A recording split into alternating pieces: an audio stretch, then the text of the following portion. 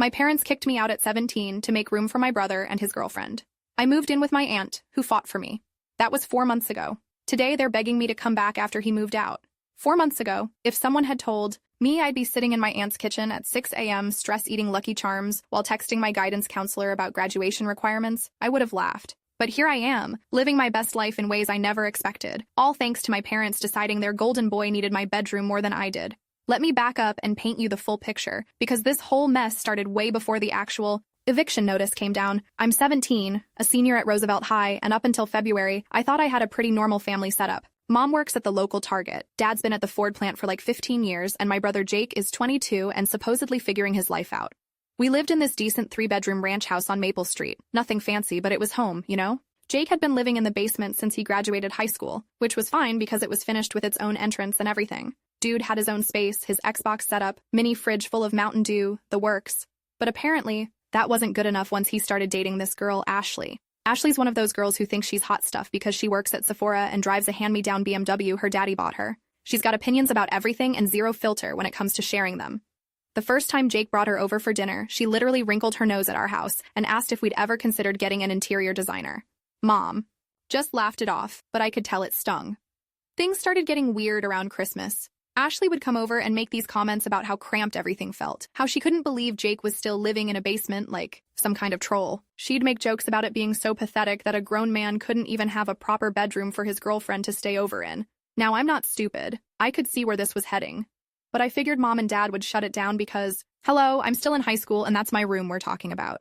I've had the same bedroom since I was 8. Same purple walls, same glow-in-the-dark stars on the ceiling, same desk where I'd done every homework assignment for the past decade. The conversation happened on a Tuesday night in February. I was in my room working on a history project about the civil rights movement when Mom knocked on my door. Both parents came in looking all serious, and Dad had that expression he gets when he's about to deliver bad news, like when he told me our dog Buddy had to be put down. Mom sits on my bed and goes, "Honey, we need to talk about your living situation." I'm thinking maybe they want to redecorate or something, so I'm like, yeah, I've been thinking about maybe changing the wall color before college anyway. But then Dad drops the bomb. "We need you to move out of this room so Jake and Ashley can have it. They're talking about getting engaged, and they need proper space for a couple." I literally thought I was being pranked. Like, where's the camera? This has got to be some kind of joke. But they were dead serious. Mom's sitting there explaining how Jake's at a crucial point in his relationship and how Ashley's parents are successful people who expect certain standards. "Where exactly am I supposed to sleep?" I asked, because clearly logic had left the building. Dad suggests the couch. The freaking couch. Like I'm some random house guest who overstayed their welcome. "It's just temporary," Mom kept saying, "just until you graduate and go to college." But I'm standing there thinking, temporary for who? Because last I checked, I still had 4 months of high school left. Plus, I was planning to attend state university in town and commute from home to save money. We'd literally had conversations about this plan like 2 weeks earlier. The whole thing felt surreal. They're telling me to give up my room, my space, my privacy, my sanctuary, so my adult brother and his princess girlfriend could play house. And they expected me to just roll over and accept it. I tried to argue, tried to point out how insane it was to kick your minor child out of their bedroom for your adult child's convenience, but they'd already made up their minds. Ashley had convinced Jake that living in the basement was beneath him, and Jake had convinced our parents that this was somehow my problem to solve. Update. Thanks for all the support, everyone. Reading these comments is keeping me sane right now. For those asking about my aunt, she's my mom's sister and has always been the cool one in the family. But what happened next with my parents shocked even me. Should I tell them exactly what I think about their parenting choices? The breaking point came 3 days later. I'd been sleeping on the couch, trying to do homework at the kitchen table, and basically living like a refugee in my own house. My back was killing me from the lumpy cushions, and I hadn't gotten a decent night's sleep since this whole nightmare started. Ashley comes over Friday night, takes one look at me trying to study for a chemistry test while balanced on a kitchen stool, and has the audacity to complain that my stuff is cluttering up the common areas. She suggests maybe I could keep my school things in a laundry basket so the house looks tidier when she's over. That's when something inside me just snapped. I looked at this girl who doesn't even live here, telling me to hide my education in a laundry basket so she could feel more comfortable in my family's house. Meanwhile, Jake's standing there saying nothing, and my parents are nodding along like she's making perfect sense. I called my Aunt Lisa that night. Lisa's my mom's younger sister, and she's always been the rebel of the family. Never married, has a successful career as a nurse practitioner, lives in this amazing apartment across town with floor-to-ceiling windows and actual adult furniture from somewhere classier than Walmart. Lisa listened to the whole story without interrupting, which is more than my parents had done. When I finished, there was this long pause, and then she goes, "Pack your stuff, I'm coming to get you." Aunt Lisa, you don't have to, like hell I don't. What they're doing is wrong, and I'm not about to let my niece sleep on a couch because some entitled brat wants to play princess. She showed up 20 minutes later in her Honda CR-V, marched into the house like she owned the place, and laid into my parents like I'd never seen before. Lisa's usually pretty chill, but when she gets mad, she gets scary mad. Are you out of your minds? She asked them, right there in the living room with Jake and Ashley watching like it was dinner theater. She's 17 years old, she's in school, and you're treating her like she's some kind of inconvenience. Mom tried to explain about Jake's relationship and Ashley's expectations, but Lisa shut that down real quick. I don't care if Ashley's father is the president of the United States. This is your daughter's home, and you're choosing your adult son's girlfriend over your own child. The argument got pretty heated. Dad tried to pull the "this is our house" card, but Lisa wasn't having it. She pointed out that they were creating an unstable living situation for a minor, and maybe they should think about what that looked like from the outside. Ashley made the mistake of jumping in, trying to defend herself and explain how cramped the basement was. Lisa turned to her with this ice-cold stare and said, "I'm sorry, who are you exactly? Because last I checked, you don't live here, you don't pay rent here, and you definitely don't get a vote in this family's decisions." Jake finally grew a backbone and tried to defend his girlfriend, but Lisa was on a roll. She told him he was 22 years old, and if he needed more space, he could get his own apartment like every other adult in America. In the end, I packed my stuff and left with Lisa that night. Mom cried, Dad looked angry and embarrassed, and Ashley seemed shocked that anyone had dared to challenge her grand plan. Moving in with Lisa was like stepping into a different world. Her apartment is everything our house isn't. Clean, organized, peaceful. She's got this great kitchen with granite countertops, a guest room that she immediately told me to think of as my room, and most importantly, she treats me like a person whose thoughts and feelings actually matter. The first week was an adjustment. Lisa's got routines and standards, but they make sense. We split cooking duties, I help with cleaning, and she respects my space and my need to focus on school. No one's asking me to hide my homework or sleep on furniture that wasn't designed for sleeping. School became easier too. I could actually concentrate on my classes instead of worrying about where I was going to do homework or whether I'd get any sleep. My grades, which had started slipping during those awful couch sleeping days, bounced back pretty quickly. Lisa and I developed this great routine. She'd get home from the hospital around 7, I'd usually have dinner started, and we'd eat together while watching Jeopardy. She's wicked smart and knows almost all the answers, but she never makes me feel dumb when I get them wrong.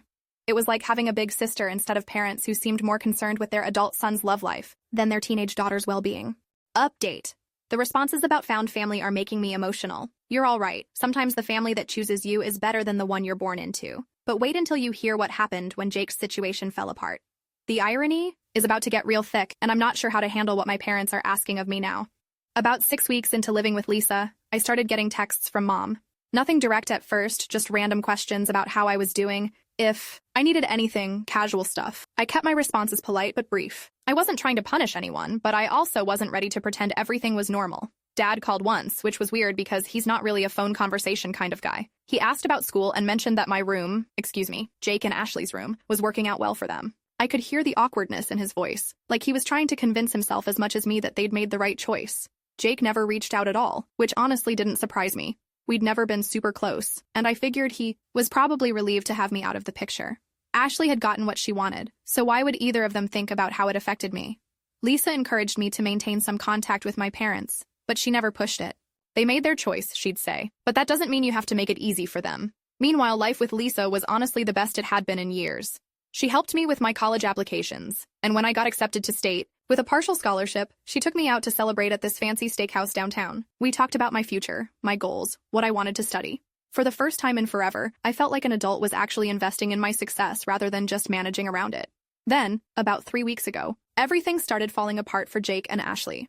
I first heard about it through my friend Emma, whose mom works with Ashley's mom at some accounting firm. Apparently, Ashley had been bragging to everyone about how she was practically engaged and living with her boyfriend in his family's house. But then Jake lost his job at the auto parts store. Getting fired wasn't really Jake's fault. The store was cutting hours and he was the newest employee, but Ashley did not handle it well. According to Emma's mom, Ashley's mom mentioned that Ashley was reconsidering her options since Jake was unemployed and still living at home. The breakup happened fast. One day they're playing house in my old bedroom. The next day, Ashley's Instagram is full of cryptic posts about knowing your worth and not settling for potential. Jake apparently took it pretty hard, which I might have felt bad about if he hadn't completely thrown me under the bus 4 months earlier. Mom started calling more frequently after that. She'd ask about school, about my plans for graduation, whether I was happy living with Lisa. The conversations felt different, like she was testing the waters for something. Then, 2 weeks ago, she dropped the bomb. Jake's been really struggling since Ashley left. He's talking about moving out, maybe getting an apartment with some friends. Your room might be available again soon. I didn't know what to say to that. Was she seriously suggesting I should be grateful for the opportunity to move back into my own bedroom once it was no longer useful to the golden child? I'm settled here, Mom, I told her. Lisa and I have a good thing going. But it's not permanent, she said.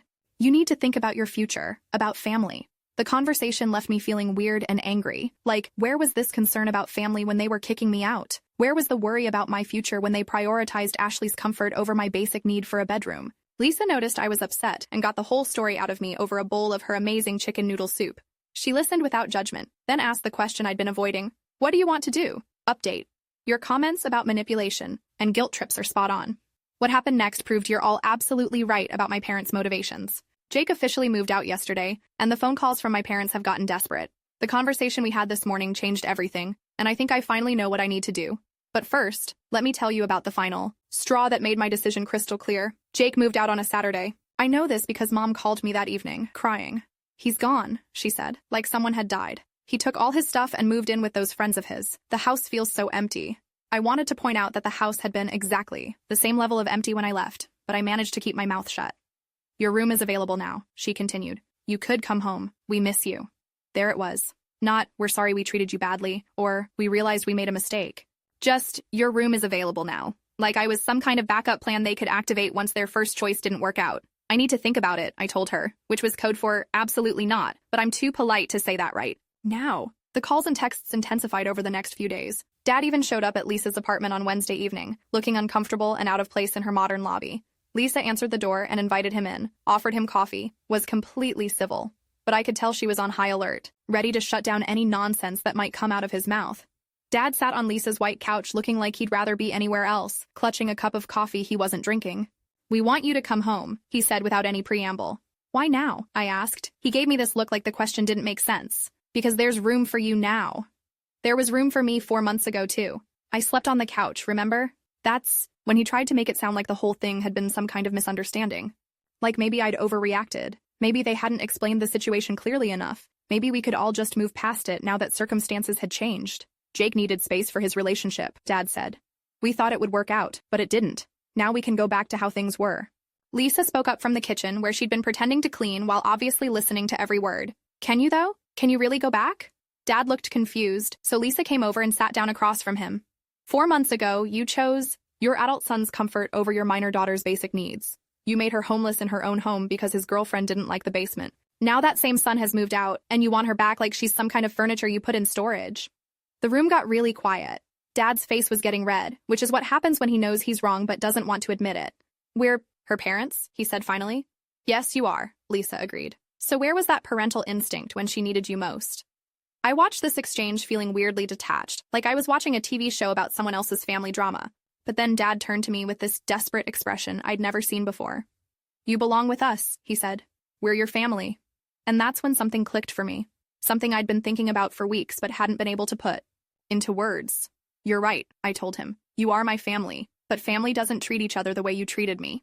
I looked around Lisa's apartment, at the homework I'd spread out on her dining table, at the photos she'd put up that included me, at the life we'd built together over these past 4 months. Lisa's been more of a family to me in 4 months than you guys were in the last 4 years, I continued. She didn't take me in because she had extra space, or because it was convenient. She took me in because it was right. Dad tried to argue, tried to make it about teenage rebellion or Lisa filling my head with ideas, but I was done listening to excuses. I'm not coming back, I said. Not because I'm angry, not because I want to punish you, but because I've found something better here. I've found people who actually care about what's best for me, not what's most convenient for everyone else. The conversation went on for another 20 minutes, with Dad getting increasingly frustrated and Lisa remaining calm but firm in her support of whatever I decided. In the end, he left without getting what he came for. After he was gone, Lisa and I sat in the kitchen sharing a bag of Oreos and talking about what had just happened. Are you sure? She asked. I mean, I love having you here and you're welcome to stay as long as you want, but they are your parents. Being someone's parent is about more than biology, I told her. It's about showing up when it matters, about putting your kids' needs first, about creating a safe space for them to grow. You've done more of that for me in 4 months than they did in 17 years. Lisa got a little teary at that, which made me teary, and we ended up having one of those deep conversations about family and love and what it means to choose each other. The next morning, I called Mom and had essentially the same conversation I'd had with Dad, except with more crying and guilt-tripping on her end. She kept saying I was breaking up the family, that I was being stubborn, that I'd regret this decision someday. Maybe I will regret it. Maybe in 10 years I'll look back and wish I'd handled things differently. But right now, sitting in my room, at Lisa's place, working on my senior project while she makes dinner and hums along to some old song on the radio, I can't imagine being anywhere else. I graduate in 6 weeks. Lisa's planning a party, my friends are excited, and I've got a solid plan for college that doesn't involve depending on people who see me as disposable. Jake's apparently struggling in his new apartment and asking Mom for money, but that's not my problem anymore. Sometimes the family that chooses you really is better than the one you're born into. Lisa chose me when I needed someone most, and now I'm choosing her right back. We're building something together that's based on respect and care and actually wanting what's best for each other. My parents had their chance to be that kind of family for me, and they chose my brother's convenience instead. Now they want a do-over, but some things can't be undone. Some trust, once broken, doesn't just magically repair itself because circumstances change. I'm not angry anymore, which honestly surprised me. I'm just done. Done with being treated like a backup plan, done with having my needs come second to everyone else's wants, done with people who claim to love me but can't be bothered to act like it when it matters. Lisa and I are already talking about me staying here during college, splitting expenses once I turn 18 and can contribute more.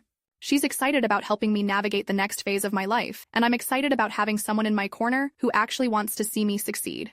4 months ago, I thought my life was falling apart when my parents kicked me out. Turns out it was just beginning. Sometimes the worst thing that happens to you ends up being the best thing that could have happened. Sometimes losing the family you thought you had leads you to the family you actually need. And sometimes the people who are supposed to love you unconditionally show you exactly what conditional love looks like, and that teaches you to recognize the real thing when it finally shows up.